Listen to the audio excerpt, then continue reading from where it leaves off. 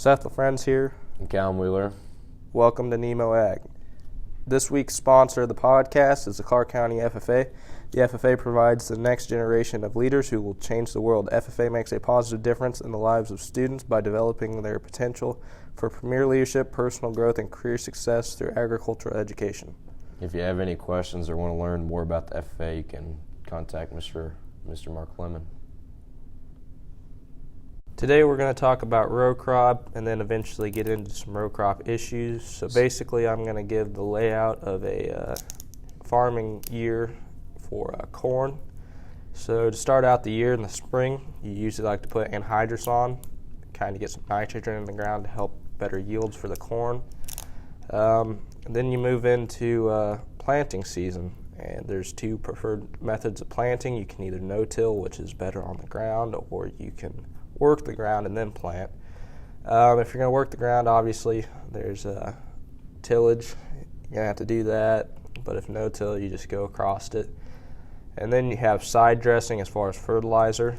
So you put more fertilizer on after the anhydrous. And then after that, you need to start spraying for insecticide. And next, you're going to start spraying herbicide to kill the undergrowth and the weeds that are starting to come up in the early spring into the summer. Once you finish with that, it's about time to start spraying insecticides to kill Japanese beetles and other insects that like to harm the plants. And then you have a slow waiting period to harvest, which usually for most corn depends on the variety. You can have early corn, and then there's later corn. But the window for corn harvest is anywhere from late August all the way into November. The earlier you harvest, you're going to have a higher percentage of moisture in the corn, which you're either going to have to dry it or just sell it right away. Some places won't take over 18% moisture because it rots easier. Then you have the later you get, the corn will start cracking, and you don't want that either. But now Callum's going to go into a year of beans. So the season for beans is a little bit more simple than corn. So you're still going to go in and plant your seed, either no-till, which would be directly planting your seed into the soil without tilling the ground, or conventional, which just means that you're going to work the ground and break it up and then plant the seeds in a more loose soil. And then after that, you're going to be spraying for weeds, using your herbicide again, just like with corn, to keep all that growth down and keep your fields clear of weeds. And then also, you're going to be spraying for bugs with your insecticides to keep your plants healthy and get all the pests and things away from it. And then your harvest window for beans is going to be from September to November. Normally going to want to get them out in the fall, kind of like you are with your corn. And in the beginning of the year, whenever you're picking out your seeds, there are some things that you want to keep in mind, like what type of crop you're going to be growing. There's a lot of different crops you can grow, more than just corn and soybeans. And then within corn and within soybeans and all other seeds, there are certain types of seeds that better suit whatever thing you're trying to do on your farm. Yeah, as far as where you're planting at, you could be planting in the bottom, or you could be planting on a hill. You're just going to want the variety that's going to give you the best yield you can get. And especially one thing you want to look into is what cover crop, if any, that you planted before. I know a big thing to plant after corn is, before you're going into beans the next year, is you can plant either wheat or rye. Some people will even go as far as harvesting the wheat and baling the straw.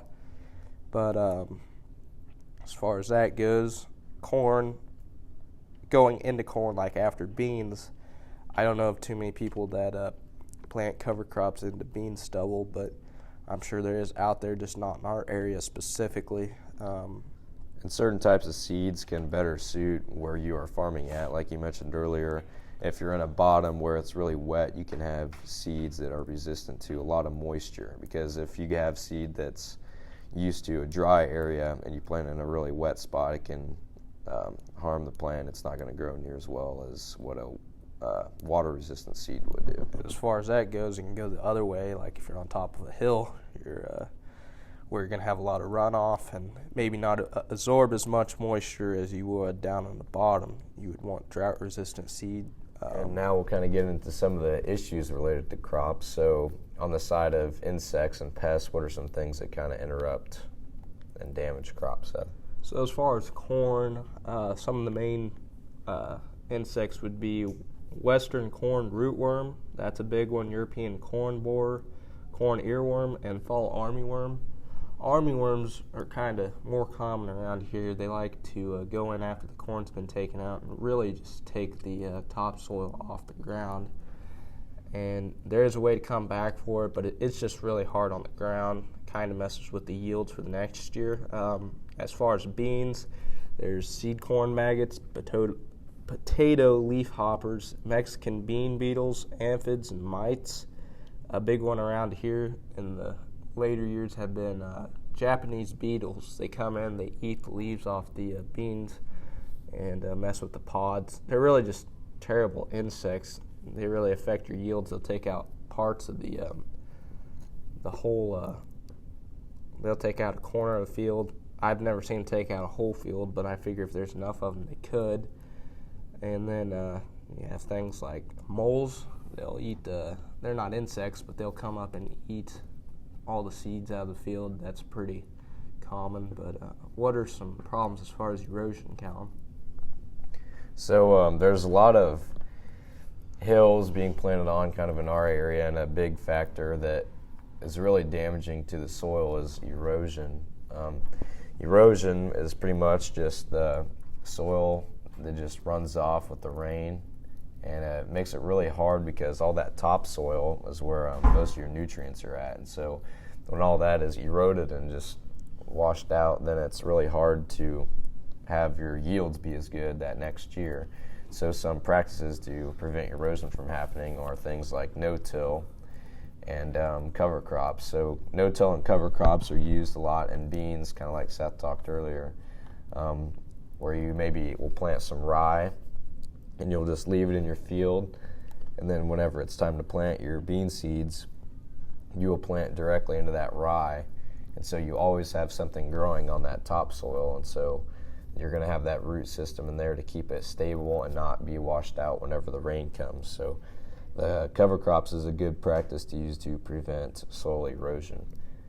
Another factor that kind of comes into play with the topic of erosion is the health of the soil. So a big thing about having good topsoil is leaving some organic matter behind, and whenever you till the soil, that really breaks up that top layer and it's easily washed out. But whenever you leave some of that crop residue, it all just compounds on top of each other and you get more and more organic material. So with all that organic material in there, it really gets a lot of microorganisms in the soil, and it's really good for it, and it makes stuff grow a lot better instead of if there was nothing there.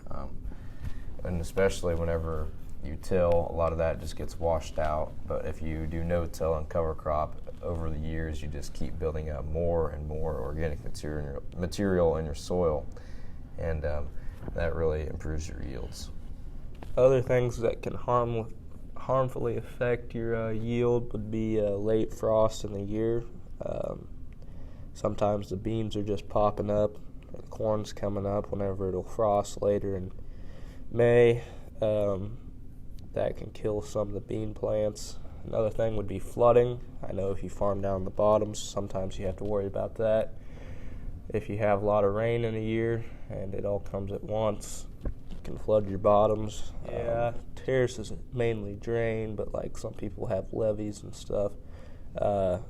Another weather issue, more or less, would be hail.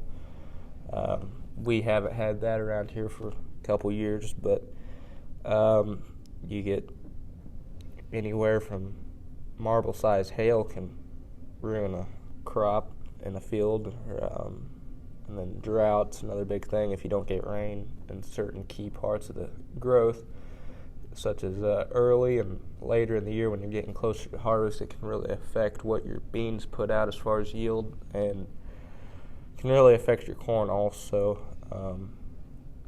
Other than that, I know terraces are a good thing to kind of drain the water off the field, so it's not just standing there in times of year where you get lots of rain. And that can also help with erosion. You're going to have it on a hill, and some of the terraces will prevent some of that dirt and soil from just washing down the hill. So as I'd mentioned earlier, the bean and cover crop rotation, or corn and cover crop rotation, can be very, very useful for a number of reasons. One that we take advantage of on our farm is after the beans are taken out, the rye, we fly it on with a plane broadcast, and then after the rye comes up, we go out and we graze that rye, so we always have something growing on our field. And it's really good for our cows because rye is a really good grass to graze. It's got high in protein, good for the cows, as well as we can get them off of some of our pasture for a good amount of time and have them graze that rye, so we're not depleting our grass out in the pasture. Well, go ahead. One thing I was going to say is where we're at, whenever you plant or you drill your bean seed into the rye, you usually need to spray pretty close to after that. Once the beans are starting to come up, you want to burn down the rye because if you leave it there too long, whenever you do go to harvest your beans, you can have rye seed pop up in the beans in your hopper, and that's one thing you want to stay away from because then you have to get it cleaned, and that's just taking more money off of the bottom line towards the end of the year. Mm-hmm. And another good thing about having something growing on your ground all year, so another upside of using cover crops on the off period whenever you don't have your main crop on your field is obviously we know global warming and carbon emissions are a big problem in the United States and really in the whole world, but with regenerative agriculture processes like that, you can always have something growing on your field. And plants, when they go through photosynthesis, we know they use carbon dioxide, and whenever you have something growing all year long, it's going to be using more of that carbon dioxide, so that can really bring down the level of carbon emitted by the United States. If regenerative agriculture becomes a big thing and a lot of people are doing it, it could really help bring down those things. Anyway, that looks like all the time we have for today. Thank you for your time. This has been NEMO Ag with Seth and Callan. Next week, I think we're going to talk about, probably go back more into livestock, but thank you.